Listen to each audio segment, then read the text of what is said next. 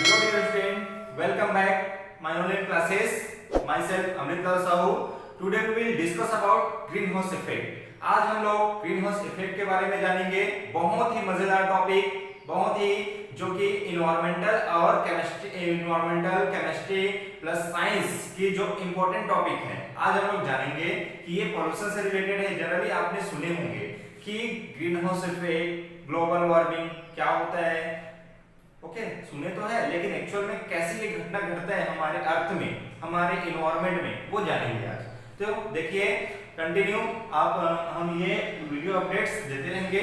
सो आप अगर हमारे इस चैनल पे नए हैं तो कृपया मेरे चैनल को लाइक सब्सक्राइब कर लीजिए और कंटिन्यू बने रहिए. आगे देखते हैं ग्रीन हाउस इफेक्ट में. तो ग्रीन हाउस इफेक्ट का स्टेटमेंट जो लिखा हूं, उस ग्रीन हाउस इफेक्ट का स्टेटमेंट देखिए. Usually earth absorb the sun rays falling on it and acquire the need heat energy. अगर हम देखते हैं कि जो सूर्य से जो किरणें आती है वो पृथ्वी में पहुंचता है, सूर्य से जो किरणें पृथ्वी में पहुंचता है, तो ये किरणें बीच में गुजरता है किससे? बादलों से. ओके, एटमॉस्फेयर में प्रेजेंट बहुत सारे गैसों के जो बादल हैं उस क्लाउड से गुजर के आता है. तो अब इनमें से जो निकलती है वो किरणें इंफ्रारेड रेज, ओके, जो हानिकारक हार्मफुल इंफ्रारेड रेज है वो तो आता ही है, कुछ फिल्टर हो जाते हैं. जैसे सूर्य की किरणें पृथ्वी में आया तो पृथ्वी में आने के बाद ये रिफ्लेक्ट होता है. ओके, कुछ गैसों के द्वारा एब्सॉर्ब कर लिए जाते हैं और बाकी जो नीचे आती है, तो अब ये नीचे आ गया तो ये क्या होगा? रिफ्लेक्ट होगा. ओके, ऊपर से आया तो नीचे आकर रिफ्लेक्ट हुआ. कुछ जो है ब्राइटेस्ट सरफेस पे आने पर वो क्या होता है? ब्राइटेस्ट सरफेस पे आने पर यहां से रिफ्लेक्ट होगा तो कम बैक करने की कोशिश करता है, ऊपर जाने की कोशिश करेगा. लेकिन यहाँ पर इस तरह से फैक्ट्री कंपनियों के जो निकलने वाले जो धुएं हैं, ओके, जो यहाँ से जो एयर का जो पॉल्यूशन है वो गैसों का बादल इस तरह से रहता है. जैसे कि यहाँ पे गैसों के बादल में कौन कौन से पॉल्यूटेंट गैस है? CH4, CO2, SO2, N2O, methane, carbon dioxide, sulphur dioxide, nitrogen oxide. Okay, इनके जो पॉल्यूटेंट गैसें हैं, ये गैसें क्या करता है? ये गैसें इनको पुनः, ओके, फिर से क्या करते हैं? जैसे ये ऊपर ये रेज जो होती है, सूर्य की जो रेज है, रिफ्लेक्ट होने के बाद ऊपर वापस कम बैक होने की कोशिश करता है, तो ये गैसों के बादल से टक्कर होकर ये फिर से वापस आ जाता है. कुछ जो होती है अल्ट्रावायलेट रेज जो होती है या इंफ्रारेड होती है, उनको ये एब्जॉर्ब करके रख लेते हैं. इनकी वजह से क्या नुकसान होता है हमारे अर्थ में? बहुत ज्यादा पृथ्वी की जो टेम्परेचर है वो बढ़ने लगता है. ओके डियर स्टूडेंट, आप समझने की कोशिश करना कि अगर वो रेज वापस नहीं जाएगा, ओके, यहाँ से वापस नहीं जाएगा, तो क्या होगा? यहाँ की टेम्परेचर ऑलरेडी बढ़ना शुरू होगा, अर्थ का टेम्परेचर. इनके वजह से एक सबसे बड़ा नुकसानदायक हमारे अर्थ में होती है टेम्परेचर बढ़ने का, जिनको हम बोलते हैं टेम्परेचर बढ़ना. मींस एक वर्ड है ग्लोबल वार्मिंग. ग्लोबल मींस होता है अर्थ, वार्मिंग मींस गर्म होना, पूरे पृथ्वी का गर्म होना. तो इनको हमने ग्रीन हाउस इफेक्ट के द्वारा समझते हैं. और देखें कि यहाँ से जनरली जो यूजेस होती हैं, सनलाइट से जो प्लांट क्या कर रहे हैं? एब्जॉर्ब कर रहे हैं. कुछ जो है नीचे जमीन पर पड़ते हैं, ओके, कुछ जो होती हैं जो बिल्डिंग्स की सरफेस से गुजरकर रिफ्लेक्ट हो जाती है. अब यहाँ पे बहुत सारे पॉल्यूटेंट जो गैसें हैं वो गैसों का बादल बनाते हैं. अब ये क्या करते हैं कि यहाँ से जो रेज आ रही हैं उनको तो रिफ्लेक्ट कर लेते हैं, लेकिन कुछ गैसों के बादल को या फिर रिफ्लेक्ट जो लाइट है गैसों के बादल इनको वापस जाने नहीं देता अर्थ से. तो यहीं पर वो गैसें या फिर वो जो हीट है वो यहीं पर रुक जाता है, यहाँ का टेम्परेचर हाई हो जाता है. तो यहाँ पर हम देखें some gases of the atmospheric absorb this infrared rays and stop them from going out of earth. कुछ ऐसे गैसों का बादल है जो इसको एब्सॉर्ब कर लेते हैं और उन जो लाइट जो इंफ्रारेड रेज जो यहाँ पे आया अर्थ पे, उनको वापस जाने से रोक देता है. इससे क्या हुआ? टेम्परेचर तो हाई हो गया और हमारे जो अर्थ है या ग्लोबल वार्मिंग जिसको बोलते हैं, तो ग्लोबल वार्मिंग यही है पृथ्वी का गर्म होना.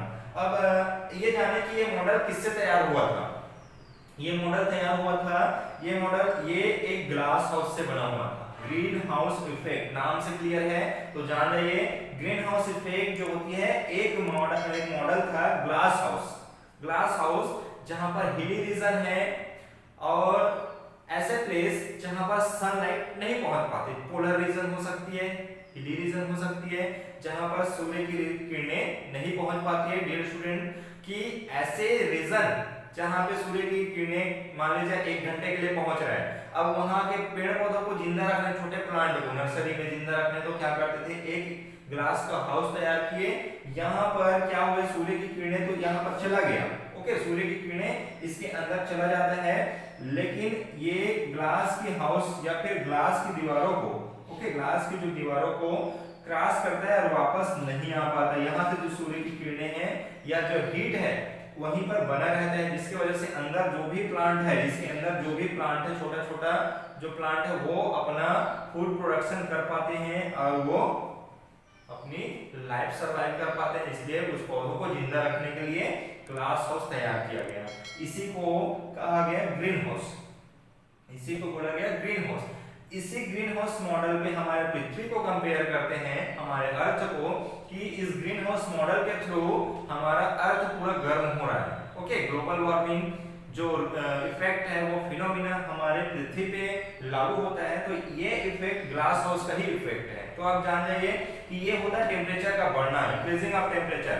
अब ये जब सनलाइट या इंफ्रारेड रेज वापस नहीं जाता है तो कुछ समय के बाद ऐसा आएगा हमारे पृथ्वी में जो कि कोल्ड रीजन है। हम देखते हैं मौसम के अकॉर्डिंग हमारा जो चारों तरफ जो ऋतुएं हैं वो बदलती रहती है, लेकिन समर सीजन में बहुत ज्यादा गर्मी होना, अचानक से टेम्परेचर का बढ़ना, तो ये मौसम का जो चेंजेस होना, ये सब इसी के कारण होता है, टेम्परेचर के वजह से।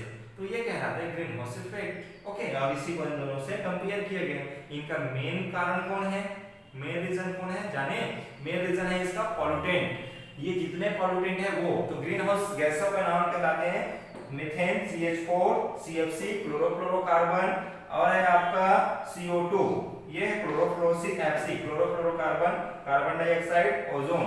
ये जो है इनको इंफ्रारेड रेज को एब्जॉर्ब कर लेते हैं और एब्जॉर्ब करने की वजह से टेम्परेचर हाई होता है, और अब ये वापस रिफ्लेक्ट होगा तो उनको रिफ्लेक्ट होने नहीं देगा, वो यहीं पे एब्जॉर्ब कर लिया उनको, तो जाएगा कहां, वन शॉट रिवाइज करा रहा हूं। देखिए सबसे पहले कि ये इस मॉडल पे तैयार है, ग्लास मॉडल पे। सेकंड नंबर है आपका कि जो सन होती है, देख लीजिए सन से जो किरणें अल्ट्रावायलेट जो रेज आ रही है, इंफ्रारेड रेज आ रही है, ओके, इंफ्रारेड IR रेज या फिर अल्ट्रावायलेट UV रेज, ये जो रेज आती है तो ये रेज पृथ्वी पे आती है, पृथ्वी में सरवाइव करते हैं हम लोग, ओके, यही टेम्परेचर से यूज करते हैं, पेड़ पौधे जिंदा है, सभी को टेम्परेचर की जरूरत है, हीट की जरूरत है, लेकिन ये जब यहाँ से आता है रिफ्लेक्ट होकर वापस जाता है, कुछ पहले से एब्जॉर्ब कर लिए, रिफ्लेक्ट होकर ऊपर जाता है, तो ये जो गैसों का बादल है, पॉल्यूटेंट गैस, ये इनको एब्जॉर्ब कर लेते हैं, एब्जॉर्ब करके फिर से इनको वापस रिफ्लेक्ट करके नीचे आने देते हैं इस रेस को,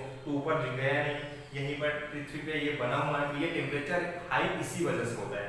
सो आई होप आप लोगों को ग्रीन हाउस इफेक्ट समझ आ गया होगा। तो इनका मेन रीजन है कि ये पृथ्वी कैसे हमारा गर्म होता है, कैसे मौसम का परिवर्तन होता है, कैसे चेंजेस होता है, ओके, ये है। इनके हार्मफुल इफेक्ट बता देता हूँ, इनके वजह से सबसे ज्यादा परिवर्तन मौसमों में होता है। सेकेंड होता है हमारे अर्थ का टेम्परेचर का हाई होना, ओके, कि जनरली किसी भी सीजन में टेम्परेचर हाई होना, और समर सीजन में तो बहुत ज्यादा टेम्परेचर जो होती है बहुत ज्यादा, और इसका कारण है पॉल्यूटेंट गैसों का रेशियो बढ़ना। हम कार्बन डाइऑक्साइड की रेशियो को जानते हैं, कम था, अब वो धीरे धीरे बहुत ज्यादा हो गया है, ओके, और इसी साथ ऑक्सीजन गैस जो कि जीवनदायिनी गैस है, उनकी रेशियो कम होना इन पॉल्यूटेंट की वजह से। तो पॉल्यूशन मेन कारण है, ओके, पॉल्यूशन इनका कारण है, जिसके वजह से ये पूरा हमारे पृथ्वी को नुकसान पहुंचा रहा है, इसी को ग्लोबल वार्मिंग के रूप में हम जानते हैं।